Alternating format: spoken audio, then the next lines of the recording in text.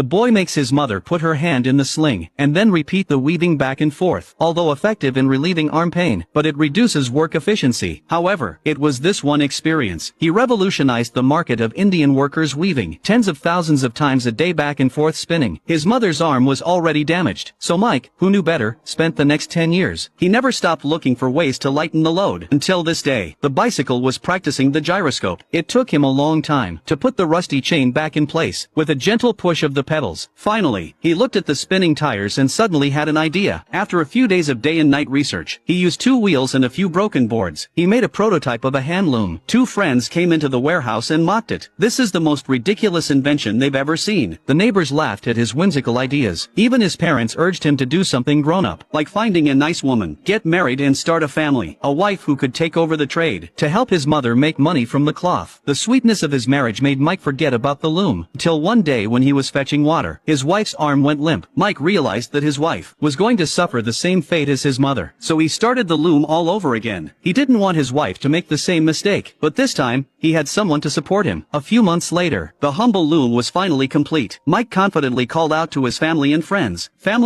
to witness this great moment. He turned on the power, and the loom really started to work. But not for a few seconds. The electric shock exploded. This loud bang shattered his heart and blood, and pushed his life into the abyss. But his dream didn't end there. He bought the motor from a loan shark. He thought that with the cloth supporting machine, I would be able to pay off my debt quickly. But now he's being threatened by his creditors to sell his house to pay off the debt, dragging his family into debt. His father scorned him as a loser, and his mother was more disappointed than ever. That night Mike left home, without looking back. He walked to the shore, while he tied his hands and feet with twine, while recalling his parents' rebukes. The pain and despair took away his courage to face life. He planned to die like this, until the early morning. He came home in the morning, exhausted. He confessed that he shouldn't have left his family. He cleaned up his own mess. His wife cried all night. Not only did she not blame him, she silently gave him her dowry and jewelry to pay off his debts, and told him not to give up. The next day, they said goodbye to their parents and moved to the city. On the one hand, they could get rid of their acquaintances. On the other hand, he could earn money by driving a motorcycle to save money. But he's got an honest face. He doesn't look like a businessman at all. Whenever he's bargained with, he doesn't know how to bargain. Often, he can't even earn back the gas money for one trip. When he met a drunkard in the middle of the night, he didn't dare say anything. He can only accept his own bad luck. He couldn't earn any money, so he went out to sell flowers in the streets. Even the passers-by couldn't stand it. They told him he had to shout. He learned by ear, but he couldn't keep his mouth shut, so he became a truck driver. He just collected money every day. He didn't have to deal with people anymore, but he got caught for overloading again.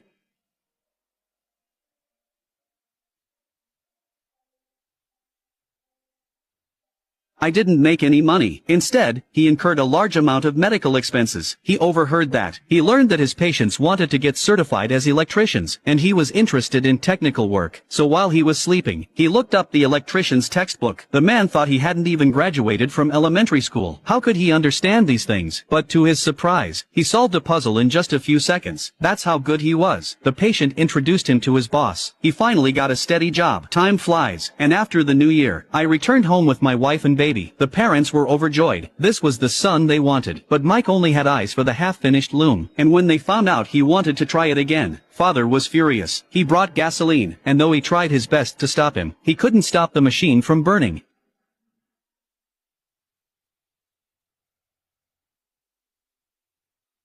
It's the same thing that almost destroyed the whole family. Almost destroyed the whole family. My father would never let it happen again, even if he tried to prevent it. He didn't give up on his dream. Back in the city, only his wife advised him not to give up. He worked during the day to earn money. At night, he studied in his rented room. He didn't know how to do it. Often, his hands are covered in bruises. At night, he had to go to the scrapyard to buy cheap materials. When his slippers got rotten, he used pins to fix them. I couldn't afford to buy a bus ticket, so I carried the rain with me as I walked home. Finally, after a year, I built the second straight cloth machine. He heard the sound of success.